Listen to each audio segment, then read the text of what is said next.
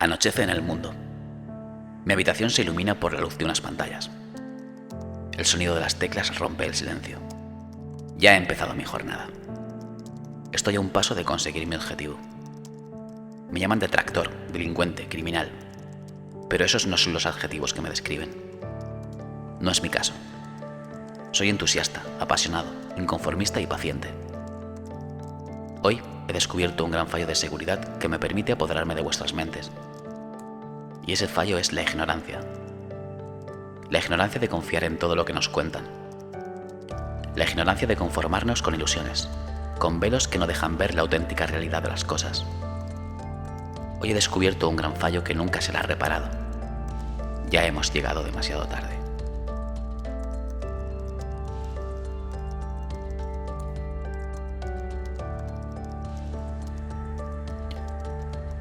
El ser humano, por naturaleza, siente curiosidad por el mundo que le rodea. Desde el inicio de los tiempos buscamos la manera de poder entender por qué las cosas son como son o suceden como suceden. Está en nuestra impronta. En nuestro mundo, la ciencia y la tecnología constituyen el progreso que nos ha hecho evolucionar hasta lo que somos. A lo largo de la historia han existido personalidades que han hecho esto posible. Y ahora me pregunto, ¿y acaso estas personas no han sido los pioneros del hacking? Pues sí, amigos míos. Todos ellos han sido hackers de la ciencia, de las leyes del universo, y gracias a las bases que ellos asentaron, otros han podido seguir avanzando. Sin los hackers, todo hubiese sido muy diferente.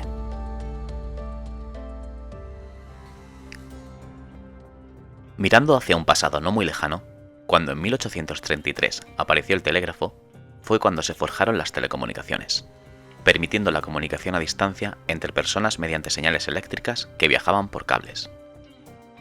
Unos 64 años después, con el descubrimiento de las ondas electromagnéticas, apareció el telégrafo inalámbrico de la mano del italiano Guillermo Marconi. Marconi se jactaba públicamente de que los mensajes enviados a través de su telégrafo inalámbrico eran totalmente seguros y podían enviarse de forma privada. En 1903, durante una demostración de su invento en un teatro de Londres, se llevó a cabo el primer hackeo de telecomunicaciones de la historia, cuando el mago y experimentado inventor británico Maskelyne había instalado un transmisor de código Morse en un local de su padre cercano al teatro, y desde allí fue capaz de transmitir una señal hasta el lugar donde se encontraba Marconi. El telégrafo empezó a enviar un mensaje que contenía un poema en el que se acusaba al investigador italiano de engañar al público asistente a la prueba. Una vez descubierto al autor, Maskelyne se defendió argumentando que lo había hecho para sacar a la luz pública las carencias de seguridad del telégrafo sin hilos.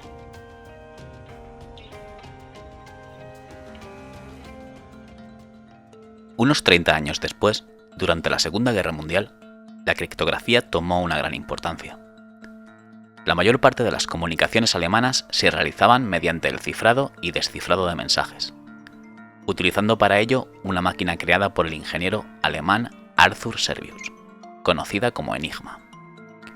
Su facilidad de manejo y su supuesta inviolabilidad fueron las principales razones para su amplio uso. Tenía un funcionamiento complejo. Se basaba en 5 rotores que variaban cada vez que se pulsaba una tecla, de manera que cada letra del alfabeto ofrecía un número altísimo de posibilidades. El ejército alemán complicaba más las cosas cambiando la posición de los rotores una vez al mes. Los mandos alemanes de la época veían a Enigma como indescifrable. Poco antes del estallido de la guerra, la Oficina Central de Comunicaciones del gobierno británico se reunió con el Servicio de Inteligencia polaco, que también estaba intentando desentrañar el código de Enigma. A partir de la información recibida, el matemático Alan Turing empieza a trabajar con otro enfoque mejorando el método polaco. En 3 meses, desde que recibiera las informaciones del servicio polaco, Turing fue capaz de descifrar el código alemán. Pero no era suficiente. Había que hacerlo de forma rápida, automatizar el proceso.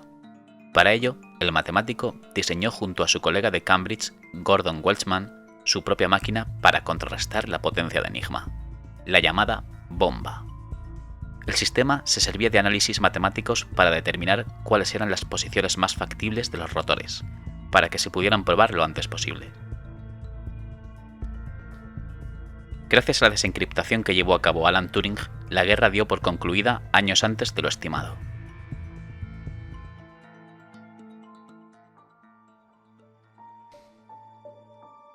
En el año 1854, el inventor italiano Antonio Meucci ideó el primer teléfono de la historia, que acabó reemplazando al telégrafo.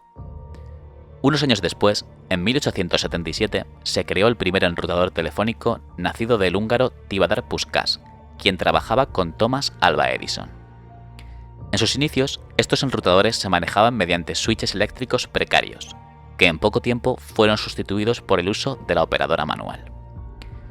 En la década de los 70, el salto tecnológico impulsado por la electrónica pega con fuerza a la industria de la telefonía, y estas teleoperadoras fueron sustituidas por lámparas de vacío que accionaban relés mecánicos para poder desviar y conmutar llamadas. Es en esta época donde aparece nuestro siguiente protagonista, Joe Engresia, un niño ciego que estaba fascinado con el teléfono. A los 9 años, el pasatiempo preferido de Joe era llamar a números inexistentes de llamada gratis en países lejanísimos solo para escuchar las distintas grabaciones de error. Un día, en el que Joe estaba escuchando un mensaje y estaba silbando al mismo tiempo, al llegar a una cierta nota, el mensaje se cortó. Intrigado, Joe repitió la misma operación con el mismo resultado. Decidió llamar a información para preguntar. Dijo: «Me llamo Joe, tengo 9 años y quiero saber por qué cuando silbo en el teléfono se corta la llamada». La explicación que recibió fue demasiado técnica, y de lo que Joe no se había dado cuenta es de que estaba silbando un tono perfecto de 2600 Hz. Joe tenía oído absoluto. Esto marca el principio de la exploración del sistema telefónico de Joe Engresia, que terminaría convirtiéndose en un verdadero experto en tecnología de conmutación. Él fue el precursor de lo que más tarde recibió el nombre de Phreakers.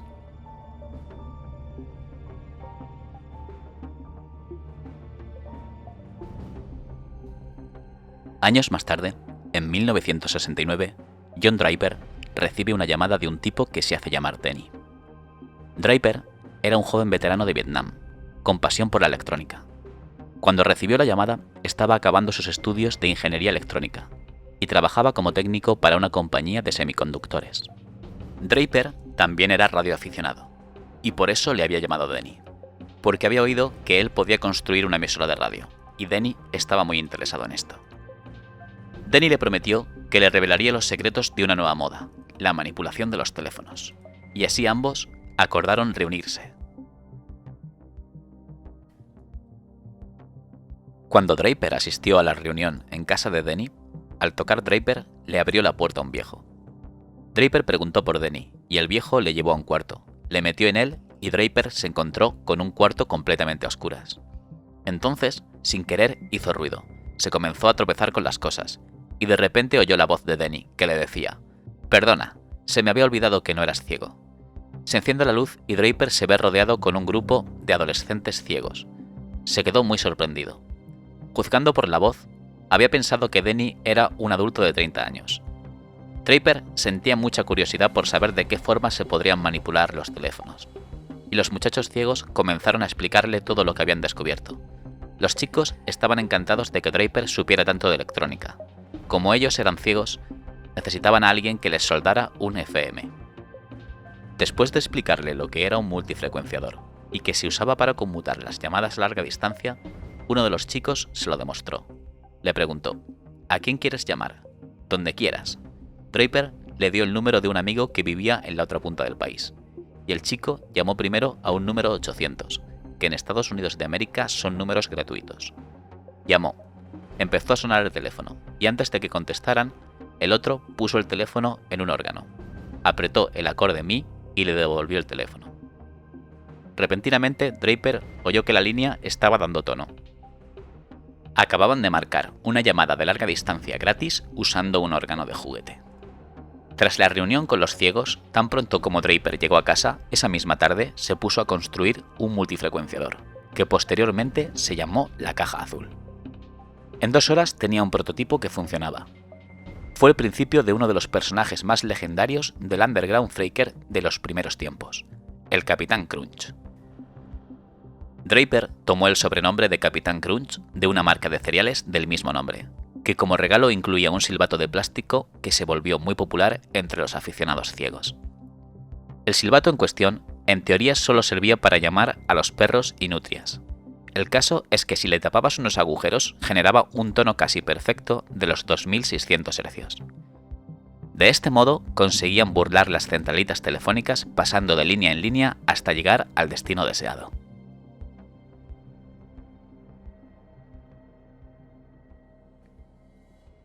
Unos años después, centramos nuestra atención en el siguiente protagonista, Kevin Mitnick.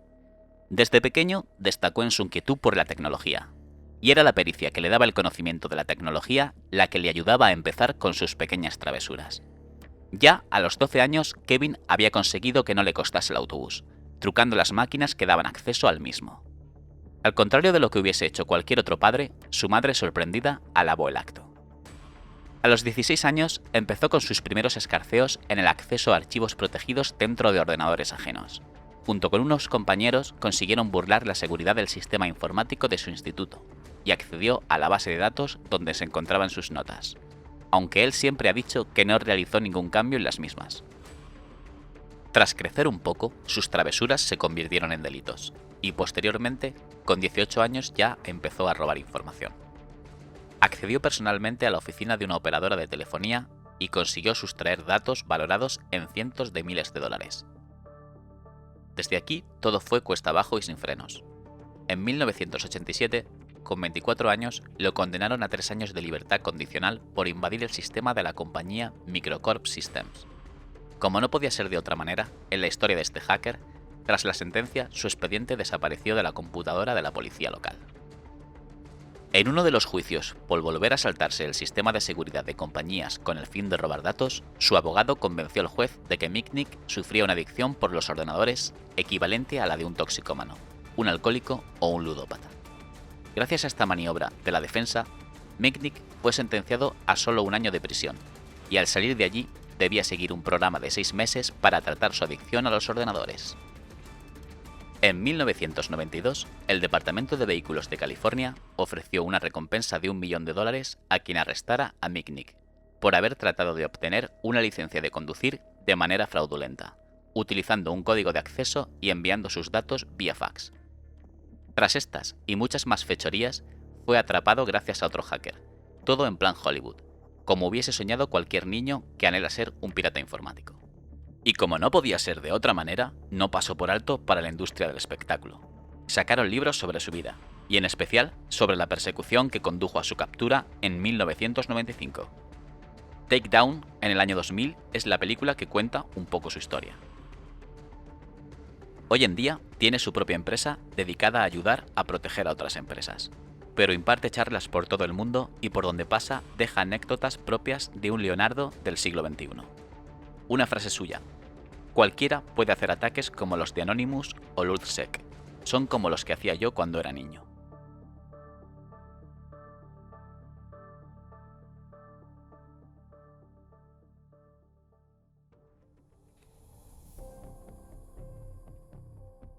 En la actualidad, existen grupos de hackers reconocidos en todo el mundo por sus avances, hazañas y por lo que han supuesto para la sociedad. Citaremos algunos de los más famosos. Shadow Brokers. Apareció por primera vez en 2016 con la filtración de herramientas y técnicas de hacking de la Agencia de Seguridad Nacional de Estados Unidos. La revelación incluía vulnerabilidades y exploits en sistemas de Microsoft y Apple.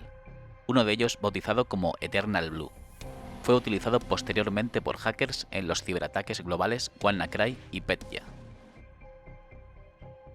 Anonymous. El colectivo de hacktivistas más conocido engloba en realidad una entidad bastante difusa. Se define como un movimiento en la red que defiende la verdad, la libertad y el final de la censura. En 2008, con el proyecto Chanology, el grupo comenzó su actividad a través de una serie de protestas y ataques DDoS contra la Iglesia de la Cienciología. Desde entonces han atacado a varios gobiernos. Lazarus Group, generalmente asociado con Corea del Norte. Comenzó sus operaciones en 2009, con ataques de denegación de servicio a webs estadounidenses y surcoreanas. Se cree que es el grupo responsable por el hackeo de Sony en 2014. En 2016 robaron 81 millones de dólares del Banco Central de Bangladesh. Se cree que es el responsable del ataque de ransomware WannaCry. El mundo del hacking desde sus inicios ha evolucionado y seguirá haciéndolo de forma paralela a la tecnología. Y como en esta vida no existe el bien sin el mal, dentro de este mundo existen de igual manera los dos extremos. Espero que os haya gustado. Pronto subiremos más vídeos relacionados. Hasta más ver.